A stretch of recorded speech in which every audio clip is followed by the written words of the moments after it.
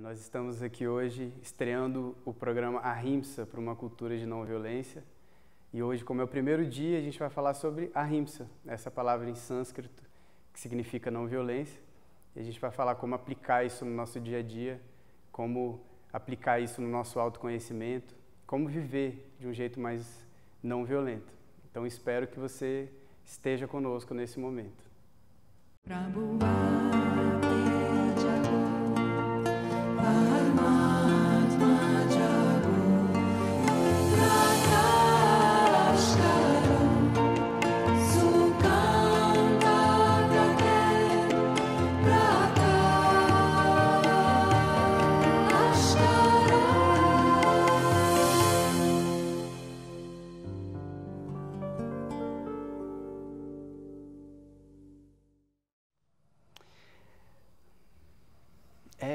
Essa meditação de hoje, eu trouxe ela um pouco de propósito, porque ela, quando a gente consegue entrar nela, a gente sente uma expansão. Primeiro que a gente sente uma falta de diferenciação. A gente começou assim, né?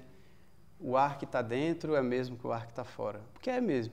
É dividido por umas camadas de músculo, de pele, de osso, etc. Mas é a mesma coisa.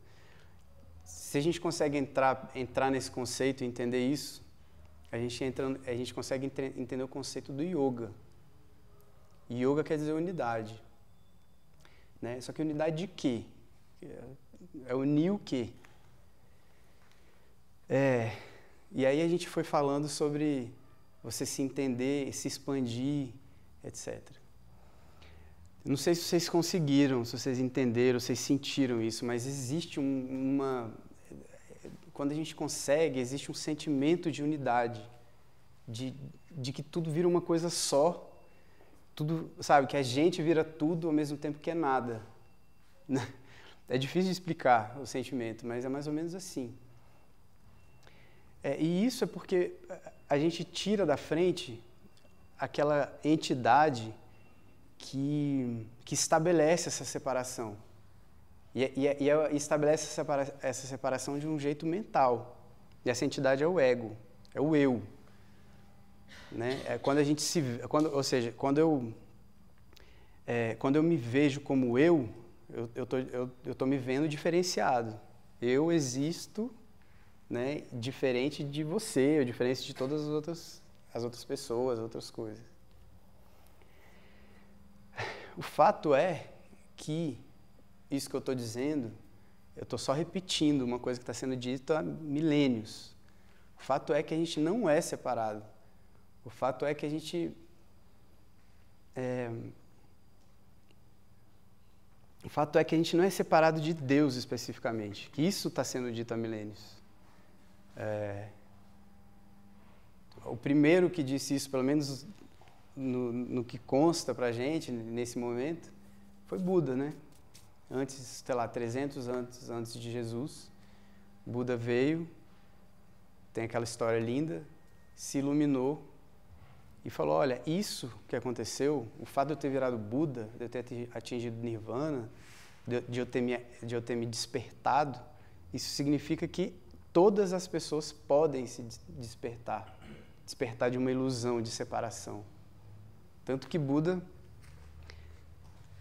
né, criou as três joias do budismo. Uma delas é Buda, né? Dharma, Sangha e Buda. Buda, ou seja, ele ia criar uma joia, ele ia criar um preceito religioso que fosse inatingível, que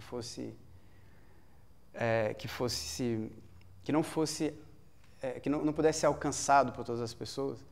A verdade é que Buda, depois da iluminação, começou a receber os discípulos, ele se transformou mais 60 pessoas em Budas. Por mais de 60 iluminações.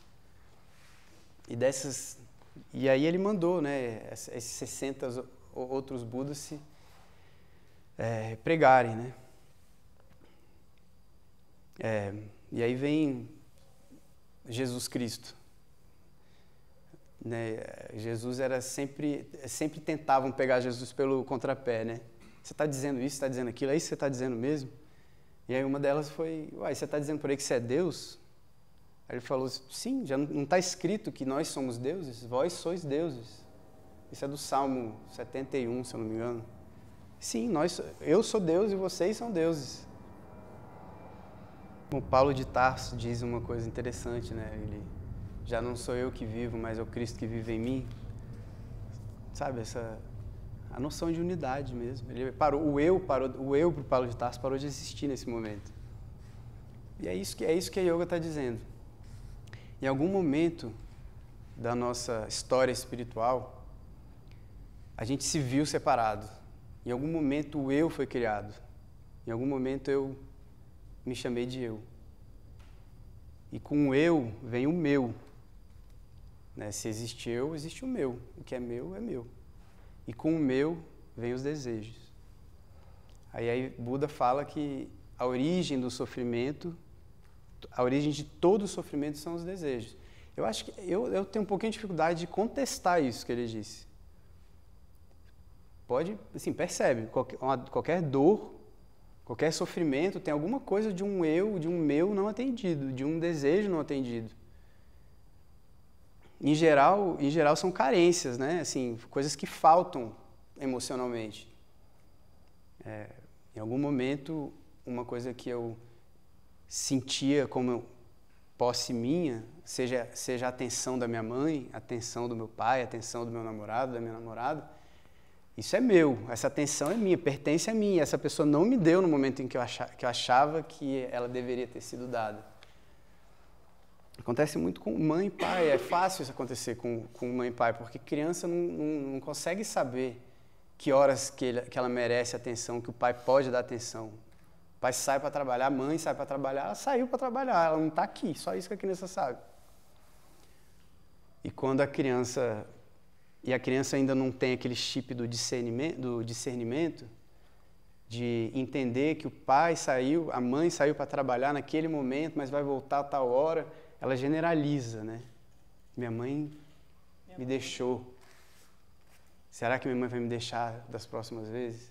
E aí ela quer chamar atenção, etc. E a gente às vezes guarda. Eu estou dando exemplos pequenos, mas são questões às vezes que a gente guarda e a gente vai atualizando por muito tempo na vida, né?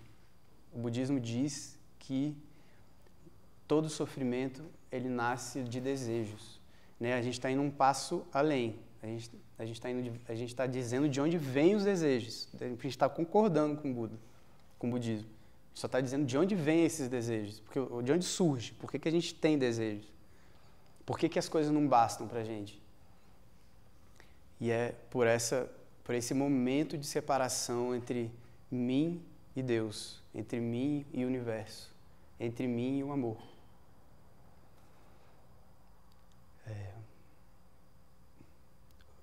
É uma afirmação grande essa que eu estou fazendo. Quando eu digo que houve uma separação subjetiva, uma separação ilusória, eu estou querendo dizer que a gente é Deus. Estou querendo dizer que a gente é amor. Não é que a gente tem amor, que a gente sente amor. A gente é amor.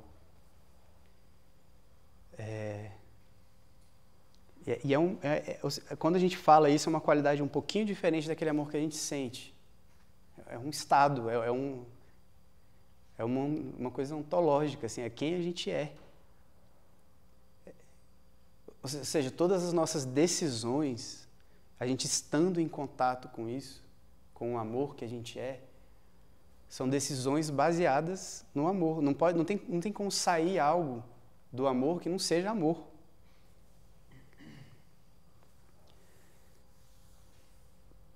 O fato é que o que tira a gente dessa conexão? Essa entidade que a gente deu o nome de ego, que é o eu. É um ego diferente do ego da psicanálise, né? O ego da psicanálise é uma camada da psique, né? A gente está chamando de ego é o eu. O que eu entendo por mim, individualizado. E o ego é essa entidade que separa, que dá a ilusão, que alimenta a ilusão de separação entre mim e o amor que eu sou. O que a gente faz aqui, gente, o movimento Ahimsa é um movimento de espiritualidade desse mundo. é a espiritualidade para viver esse mundo. Assim, eu acho que às vezes é comum, eu não sei se é comum ou não, mas a gente fala muito de espiritualidade, de religião e fica falando do mundo, do outro mundo, para onde a gente vai, o que acontece, etc. Aí discussões teológicas gigantescas, imensas, anos. A gente está falando sobre meios, técnicas, formas de viver espiritualmente esse mundo. Foi o que eu disse. Como falar, como agir no silêncio. Como produzir som e ao mesmo tempo estar no silêncio. É isso. Como viver o mundo, que normalmente a gente coloca como uma coisa contrária à espiritualidade, como viver o mundo espiritualmente. Como viver o mundo do jeito que a gente que é espírito. O movimento Ahimsa, é isso que o movimento Ahimsa quer. É um movimento de espiritualidade desse mundo. É um movimento de espiritualidade, é um movimento de trazer a gente para viver esse mundo de um jeito amoroso. Assim, um dos efeitos que eu espero de nós, de todos nós que estamos aqui, vivendo o movimento Ahimsa, participando, um dos efeitos é de gerar alegrias, sabe? Gerar alegria mesmo, de viver com alegria, de ter alegria, mas não é aquela alegria que passa, sabe? É aquela coisa de começar a rir do nada, sabe? Eu tô falando isso porque isso acontece. Às vezes vocês me virem no meio da rua de vez em quando, vão achar que eu sou doido, porque... Mas olha como é engraçado, porque a gente convencionalmente, a gente acha que... Você tá vendo uma pessoa andando no meio da rua e começa a rir, a gente acha meio doido, né? Só que se a pessoa começa a chorar, a gente acha normal. A pessoa ter acesso de raiva é normal. A pessoa ter acesso de choro é normal. A pessoa ter acesso de riso, não é. Mas, enfim, para chegar nesse ponto, é muito importante, e é isso que eu estou falando, viver esse movimento de espiritualidade desse mundo, nesse sentido e a gente está trazendo técnicas para a gente poder começar a identificar o que é ego e o que sou eu de verdade. A meditação é talvez uma das melhores técnicas possíveis, só que para a gente chegar na meditação, a gente precisa caminhar alguns passos. A yoga também é uma ótima técnica. Existem milhares. O que a gente está oferecendo aqui é isso, é yoga e meditação. Para a gente começar a identificar o que é o ego funcionando.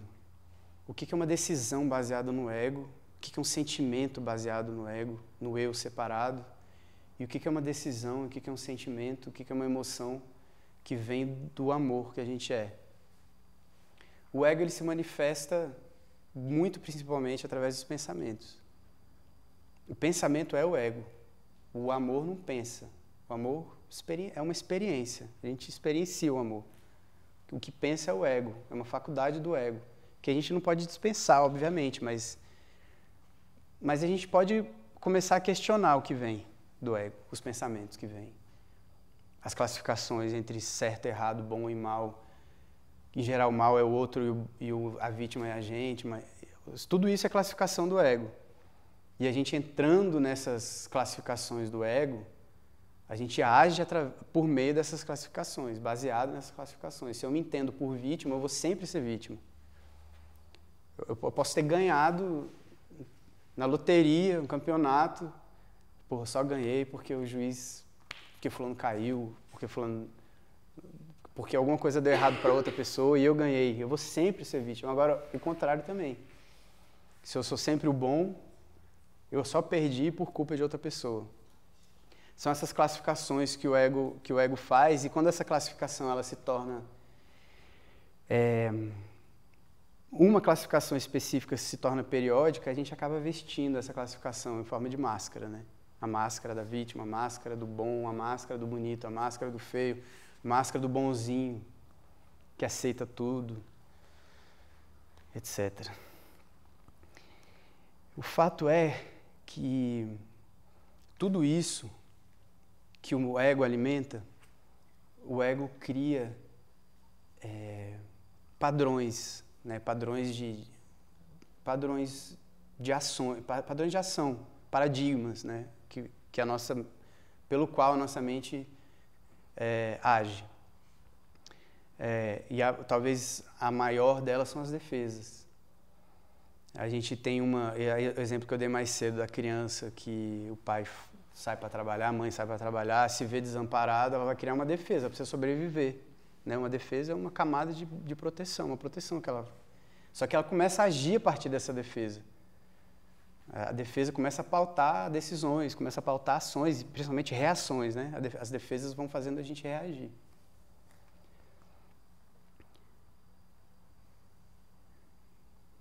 E aí a gente entra no que eu queria mais destacar hoje.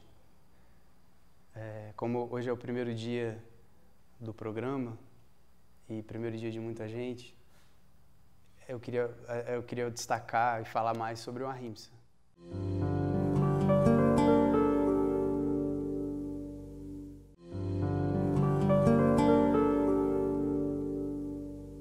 Ahimsa quer dizer não violência, né? O do sânscrito.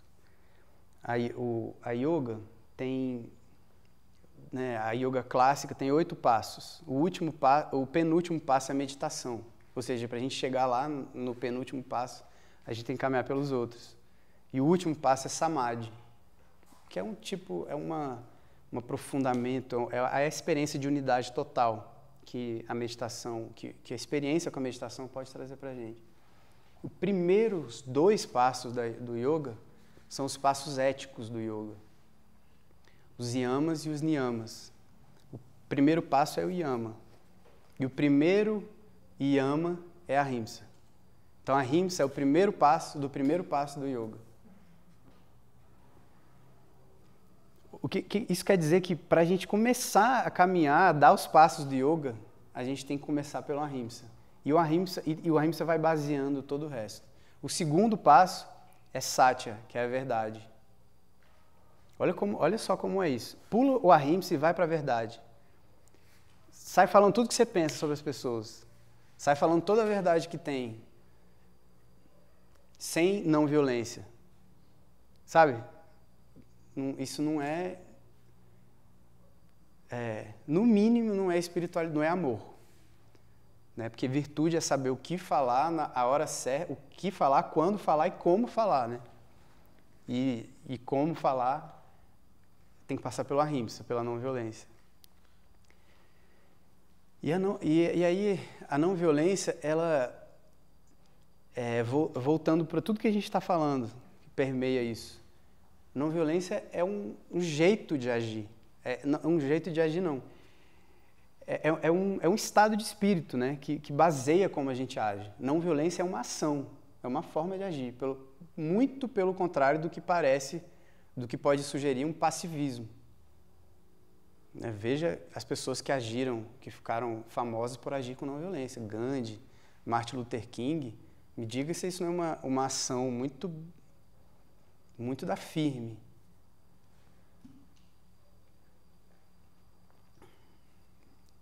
A gente estava falando das defesas. A defesa, ela, em geral, ela vai trazer uma ação de violência. Se você acha que você precisa se defender, em algum momento, de alguma forma, você vai atacar. Não sei se ataque... Quando a gente fala violência, não é ataque físico, não. Pode ser uma vingança emocional, pode ser uma indiferença, pode ser um gelo, né, assim que a gente chama, dar um gelo na pessoa porque ela merece. Uma vingança. A gente só dá gelo porque merece. Isso só acontece a partir de uma defesa.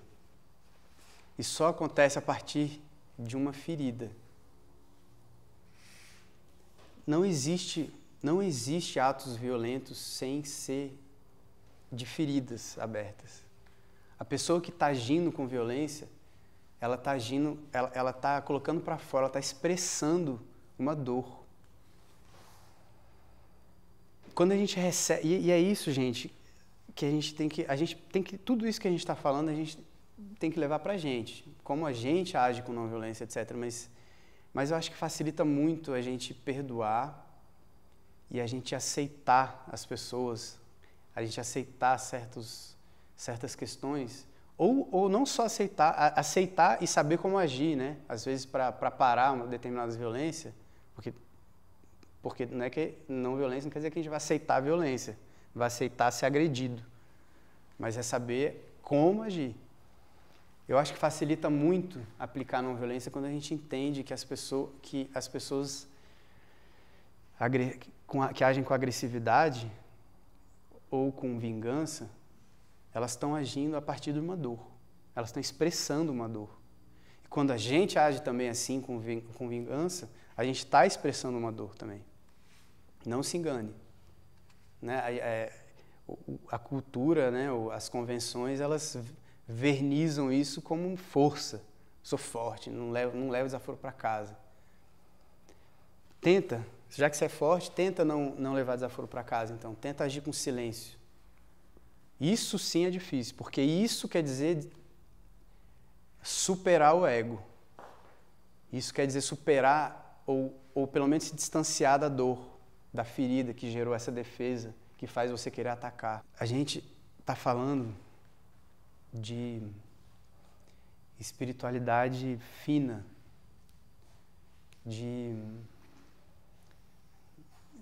eu acho que eu sei que a gente está quebrando que a gente tenta quebrar vários paradigmas. Não a gente, o movimento da RIMS, porque, como eu disse, eu estou repetindo isso. Mas é bem fácil a gente lembrar de quem disse isso, de uma forma bem... que não deixou margem para dúvida, né? Amai vossos inimigos, fazei ao bem aos que vos odeiam, orai pelos que vos perseguem, vos caluniam. Se alguém te der te bater na face esquerda, ofereça a direita.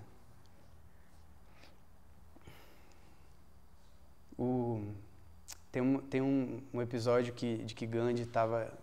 Gandhi flertou muito com o cristianismo, sabe? A filosofia de Gandhi, além dessa filosofia hindu do Ahimsa, tem uma inspiração cristã muito forte. Leon Tolstói escreveu um livro chamado O Reino de Deus está em Vós, que é baseado nessa passagem, amai os vossos inimigos, em que ele oferece uma teorização de não violência, uma prática de não violência, etc. Né? E Gandhi leu esse livro e ficou muito, muito influenciado, ficou muito tocado. E tem uma parte que... E ele conversava, ele tinha um amigo que era padre, e ele já estava no meio do movimento e tal. E aí ele estava... o padre estava falando para ele, olha, vocês estão apanhando, gente. Que história é essa? Aí o Gandhi falou, mas não foi mesmo o seu mestre que diz, amai os vossos inimigos, dê outra face? Aí o padre falou, não, mas isso aí é figurativo. Isso é uma alegoria. O Gandhi falou, não. Isso é literal. Certas partes, né, vocês pegam literalmente, e essa vocês querem tratar como alegoria, essa é a parte literal. E esses são os milagres de Jesus. Ele curou cego e tal, mas se tem uma quebra de um ciclo vicioso, material, foi quando Jesus fala isso e age assim, né? Amai os vossos inimigos. Quando ele diz que o amor é a maior força que existe, quando ele estava na cruz e pediu perdão para o torturador dele, sabe?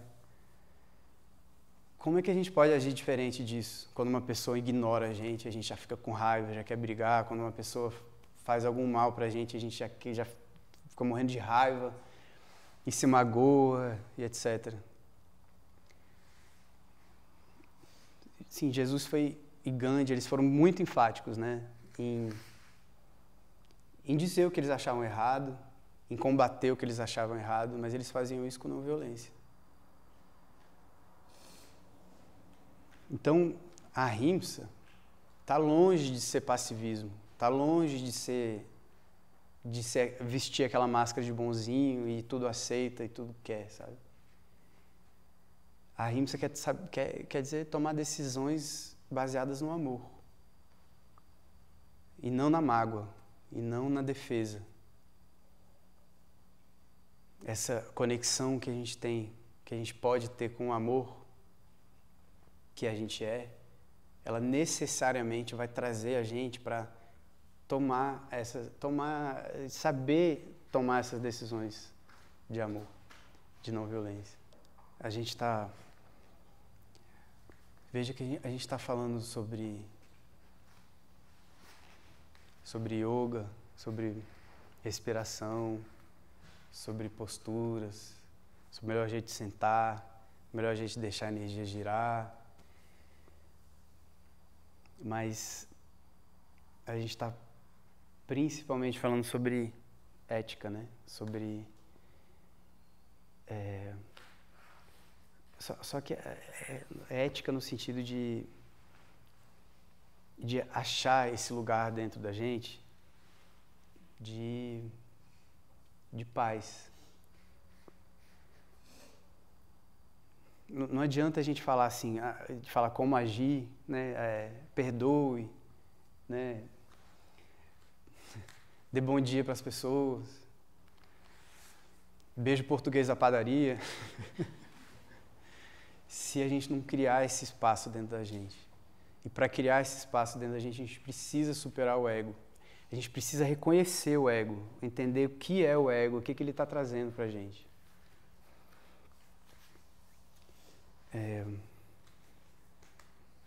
Quando a gente fala de ahimsa, de não violência, o primeiro ato de ahimsa, a primeira direção do ahimsa é para dentro. É a não violência para com a gente mesmo. Gente, pensa o tanto que a gente não está se judiando, vai. Eu não estou nem falando de que a gente come, o que a gente bebe, estou falando de tomar refrigerante, não só disso. A gente está judiando o corpo. Mas pensa naquela mágoa que a gente guarda há não sei quanto tempo, que a gente se ilude achando que aquela mágoa vai se vingar, vai trazer sofrimento para alguém, ou que vai controlar o que o outro está sentindo, porque se eu perdoar, aquela pessoa não merece. Pensa um tanto que essa mágoa está fazendo mal para a gente. Não está trazendo doença para o nosso corpo. Não está deixando a gente travado. Não está freando as melhores decisões possíveis, evitando que a gente ame mais, que a gente se entregue mais para o amor. Ansiedade, preocupação, cara, é coisa que está virando epidemia hoje em dia, né? Epidemia de ansiedade, epidemia de depressão. O Prem Baba fala que depressão é amor represado, amor que queria ser direcionado e não foi, por conta de defesa, por conta do ego, por medo, seja lá o que for. Perdoar é um ato de amor, de alto amor gigantesco. Eu acho que é o maior possível nesse momento, nesse estágio da existência que a gente está vivendo. Perdão é um ato assim de limpeza interna, de trazer fragrância interna, de trazer luz interna, que não tem nada, não tem nada que chegue perto desse ato de alto amor. Isso é ahimsa. Isso é agir com não violência pra gente mesmo. Ficar na raiva, ficar no rancor, na preocupação, na ansiedade, isso é um ato de agressão para com você mesmo. Mas eu estou dizendo isso porque eu não estou dizendo para não precisa se sentir culpado, que aí é um outro ato de agressão, né? De dar chicotada. Não é isso. Eu estou dizendo isso para provocar em você uma mudança de paradigma, de entender que mágoa, raiva,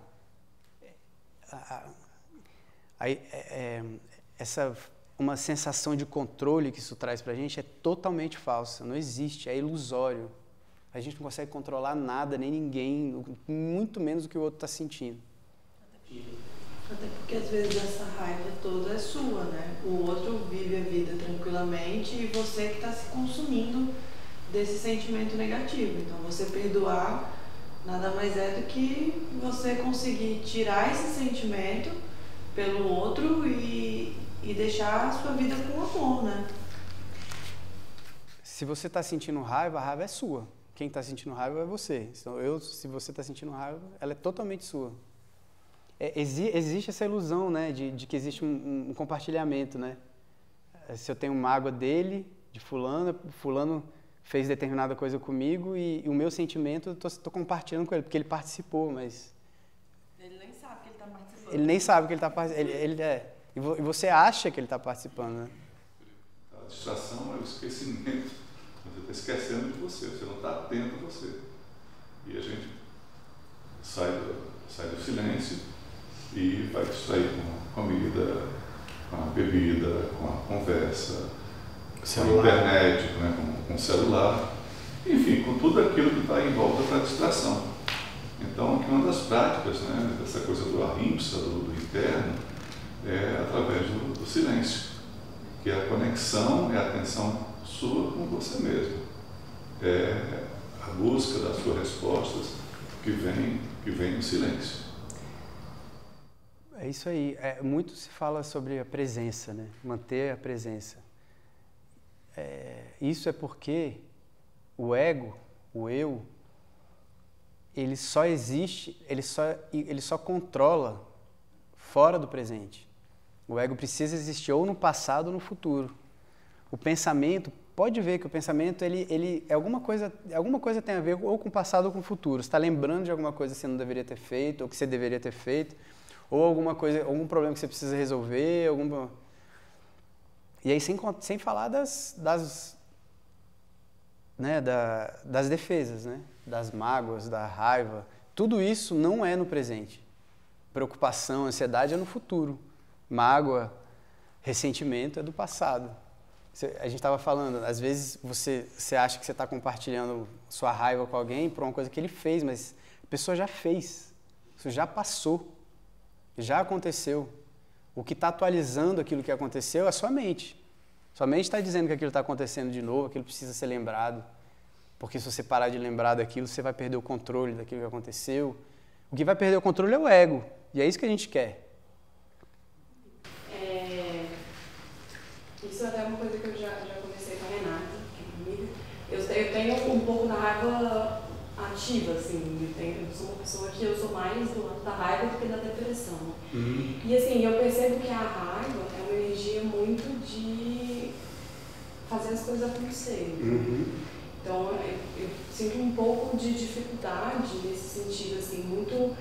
você não pode sentir raiva, porque a raiva não é você e o outro não, só você se prejudica. Mas às vezes eu acho que você pode conseguir utilizar essa energia de uma forma a canalizar mudanças. Com certeza. E eu sinto um pouco de dificuldade de entender isso no ahimsa, assim, porque pela filosofia que eu entendo é que a raiva não pode acontecer. Sim. Posso falar? Pode. Isso que você está falando, né, ele chama da justa indignação. Então, aquilo que você consegue sentir que vem no coração, você fala, puxa, não é por aí, isso não é do bem, e você tem uma indignação e você age em função daquilo, aquilo é uma coisa que bateu e é um gesto de amor quando você tem essa indignação. É diferente daquela raiva que é a mente agitada, que alguma coisa bate e você já não sente e age. Você simplesmente reage dentro dessa agitação, disso que a mente faz. E você vê o tempo inteiro, quando a gente fala de mente, quando a gente fala de sofrimento, de depressão, de ansiedade, ou seja, de tudo que perturba, está falando de quê? De mente, né? Mente, cabeça, está tudo aqui. E quando você imagina que é a coisa do silêncio, que é da consciência, da conexão e daquilo que sai de uma maneira consciente, você está falando daqui. Então, o caminho, que eu acho que é o caminho do yoga, que é isso que a gente quer ver no Ahimsa, é você conseguir mudar o eixo, né? Você trazer da mente para o coração, é você pensar com ele. Eu acho que você tem as melhores respostas. Eu acho muito interessante que você trouxe, exatamente para suscitar isso. Assim, eu queria só alinhar a classificação com você.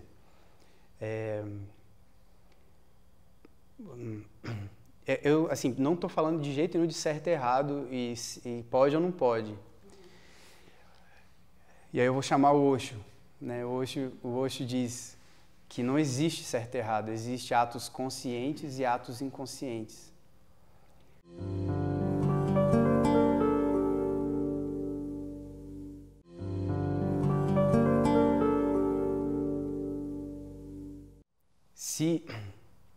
Mas antes de entrar nisso, questão de classificação também.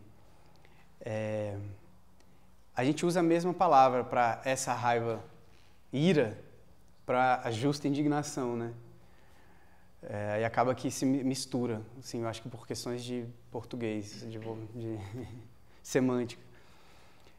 Mas voltando na questão do Osho, que é exatamente o que o Antônio Carlos estava dizendo e que você está dizendo também, né? Uma coisa é você agir sem consciência, não é inconscientemente, porque se a gente falar inconscientemente volta para o Freud, né? Mas não é isso que a gente está querendo, é agir sem a consciência estar no comando. Agir com raiva sem consciência é a raiva agindo por você, né? Agora você agir com consciência, você usar, seja lá o que for que o ego está te trazendo, com consciência, para expandir o amor, aí não existe certo e errado, igual diz o Osho. Não existe pode ou não pode. Eu sempre lembro... Você vê os gurus, os iluminados, para eles se manterem na Terra, eles precisam de um lila, né? Eles precisam de uma coisa que traga eles para o chão. E o lila é um vício, que eles conscientemente... Uma distração. Que eles, com consciência, eles decidem por ter. Porque depois que você se ilumina, é muito difícil ter uma constituição física, sabe? É algum dharma que você tem que... Se eu puder falar aqui, ressaltar alguns pontos, que a nível molecular, né, as coisas elas não se tocam, né? Quando você falou em unidade e tal. Uhum. Isso traz um senso maior de unidade ao universo, né? Sim. As partículas que estão no meu corpo, no corpo de todo mundo aqui, são partículas de bilhões e bilhões de anos atrás que foram espalhadas pelo universo, né? Numa supernova e tal. Os elétrons, eles não se tocam. Eles não se tocam, nada se toca. Sim. Nada se toca. Então isso dá um sentido de unidade, assim, quando a gente olha para o lado científico, né? Outra coisa, ressaltando o que ela falou, eu sempre na minha vida, assim, sempre não, né? Sempre é uma palavra muito... Mas sempre usei a raiva como um catalisador de... transformador na minha vida, assim, entendeu? Tipo, passando pro lado do eu não tenho aquilo, fico com raiva... Vou atrás, vou correr atrás. Uhum. E... O que você tinha falado? Você falou do vício, né? Uhum. Eu tava vendo um comentário, tá até no Netflix, sobre yoga, que alguns dos praticantes, tipo Sikh, né, indiano e tal, eu fiquei, tipo, meio abismado, assim, que o pessoal, tem uma galera que fuma, fuma, passa o dia inteiro fumando, e a galera que pratica abstinência, e só para trazer a pessoa pro real, assim, né? É isso. Você não acha que a raiva também pode ser um fator, não a raiva e a violência, mas justamente essa justa indignação? Sim, mas de isso. Trazer a pessoa para a consciência, ali, não para a consciência, mas para o agir correto? É isso.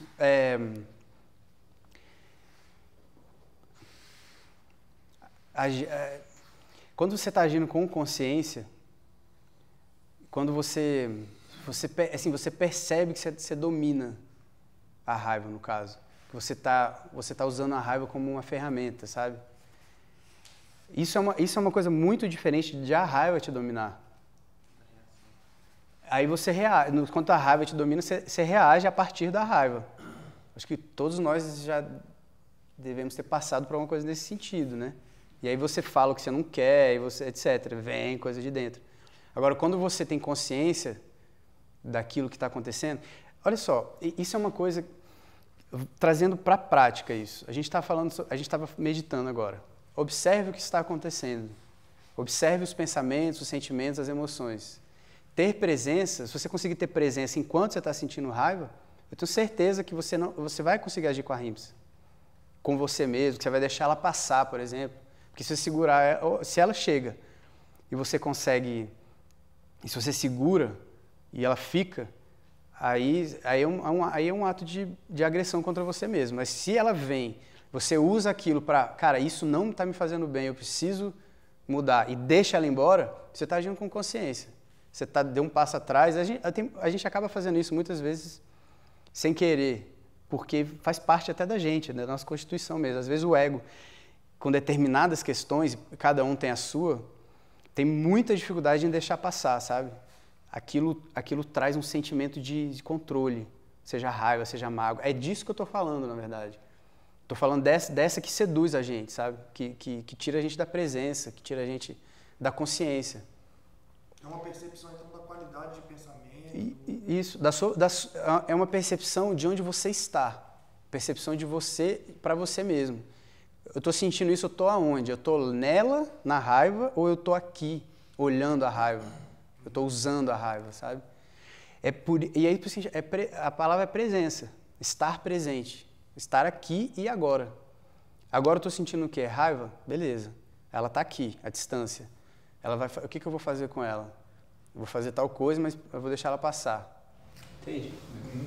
Tem uma coisa assim que é bem da prática, bem do dia a dia, e que a vida vai passando, a gente vai, normalmente evolui. Que é você sair daquela fase que o ego, né, que é aquela coisa que vai para cima, que é a pessoa que quer sempre mostrar que ou sabe tudo ou tem razão. Então, qualquer assunto que se levante, você tem que ir lá e pontuar e dar aula. Conforme você consegue entrar na consciência, consegue diminuir essa necessidade do impor, né? Você vê que as coisas não são ditas e você se calma. Não, tá bom. Você não precisa mais provar tanta coisa. E quanto mais você entra na consciência, menos você precisa provar. Porque quem está sempre querendo provar alguma coisa é o ego. É o ego. Porque o mentiroso é o que mais precisa levar crédito. Né? O fato de eu ignorar, não ignorar, mas, por exemplo, uma pessoa que tem que se autoafirmar ou se saber de tudo, assim, o fato da gente deixar de falar assim, tudo bem, então não vou mais discutir, se calar para não gerar mais discussão e mais isso tipo, gera como se fosse uma consciência de nós ou não? O grau de consciência que você tem naquele momento é que vai determinar a sua atitude. Então você pode falar, não, eu não vou argumentar, mas a questão é que você não vai argumentar porque você já está sem paciência, não quer mais saber, ou é porque você reconhece que aquela pessoa está fazendo exercício do ego. E que se você entrar nesse exercício também, começar a argumentar, você também está colocando o seu ego, está opondo. Você está vibrando na mesma energia. O amor é muito sábio. Né? Quando a gente está conectado com o amor, a gente tem lampejos de sabedoria que não sabe de onde vem. Criatividade, né? Às vezes você está do nada, tomando banho e vem nossa, como é que eu consegui pensar isso, né? Umas coisas assim. E é a mesma, às vezes, quando a gente está conectado com a gente mesmo e desconectado do ego, a gente consegue perceber muito melhor o que está acontecendo, sabe? No caso, assim, se a pessoa, nesse caso que você disse, se ela está expressando alguma dor, alguma defesa com aquela argumentação, sabe, você vai saber o que dizer, você vai saber o que não dizer também, sabe? Eu tenho tanta, eu acredito, eu tenho tanta fé nessa conexão, sabe? Que eu tenho certeza que, estando conectado com isso, as decisões sobre o que sai da boca ou o que não sai, elas são muito mais sábias.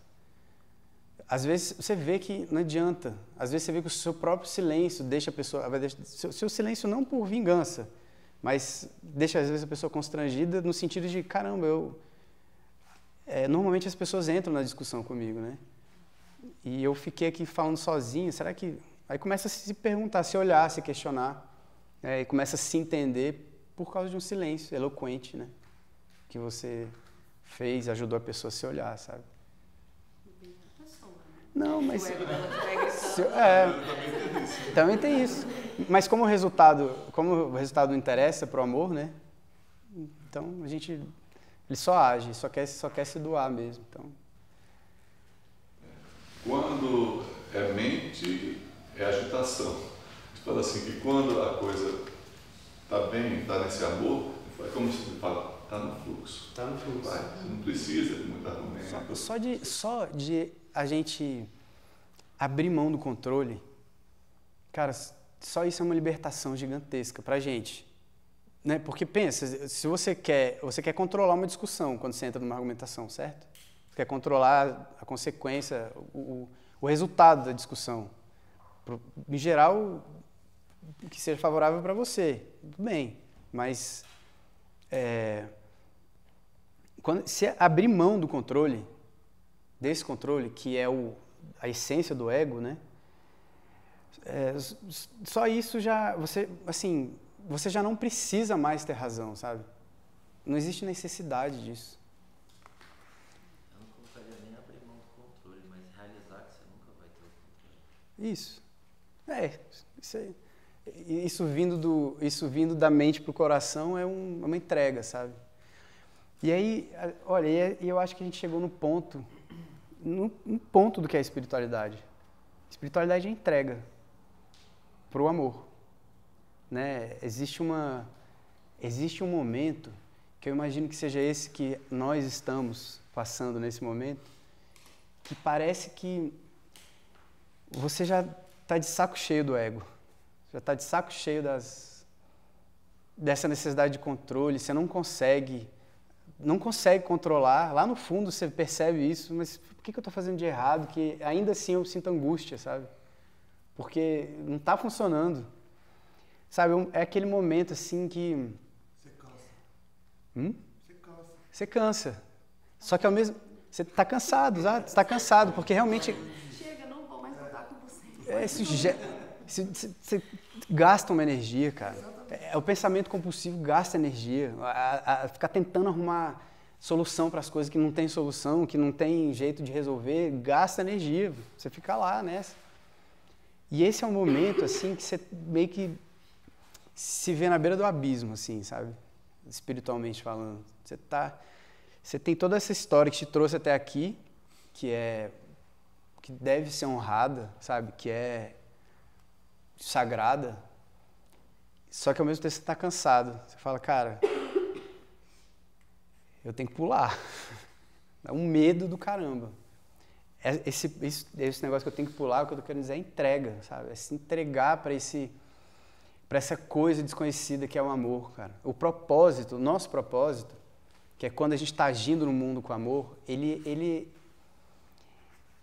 é uma coisa que vai acontecendo no fluxo. Não existe, o planejamento nunca dá certinho, não tem jeito. Aparece uma coisa, aparece outra, depois você vai confiando, sabe? É fé, né? Confiando é igual a entregando. Se você confia, você entrega. Isso. Você confia, você ama, né? E ama. E a terceira coisa que complementaria isso, para você falar, puxa, 3 coisas que com elas a vida flui, a terceira é gratidão. Confiança, entrega e gratidão. Se você Se você vive o presente, né, e entende que tudo aquilo que o mundo está me oferecendo, que o universo está me oferecendo, é para que eu viva o presente, para que eu para desviar o meu olhar para o amor, seja dor, seja qualquer outra coisa, se a gratidão vem, né? Tudo aquilo que o universo está me oferecendo é sagrado.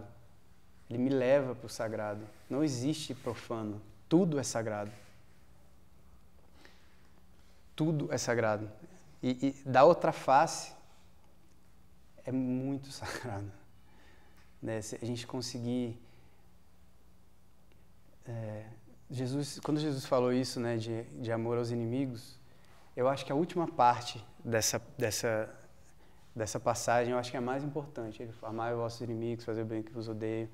E no final ele fala, sede perfeitos, assim como o vosso Pai Celestial é perfeito.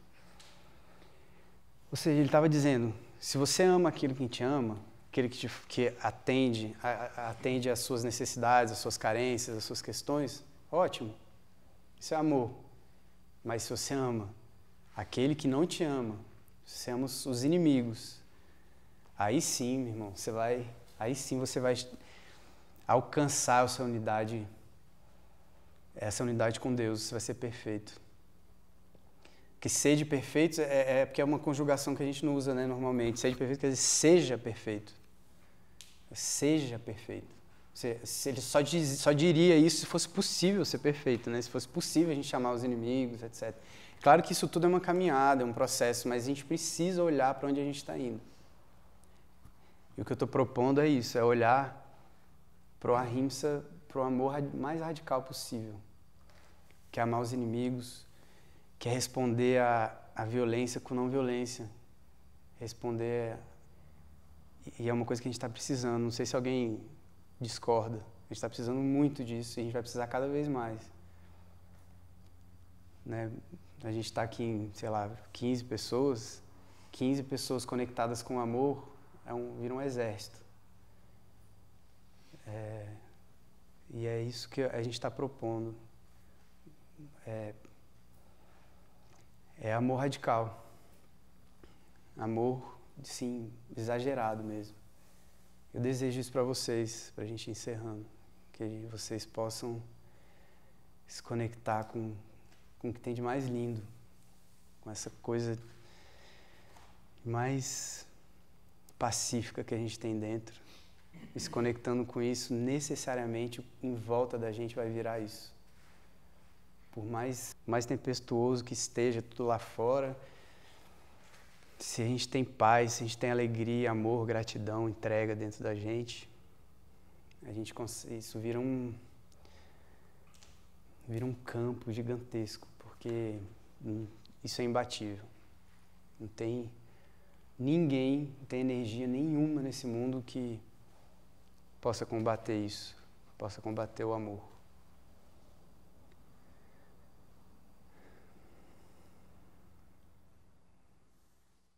Prabhupada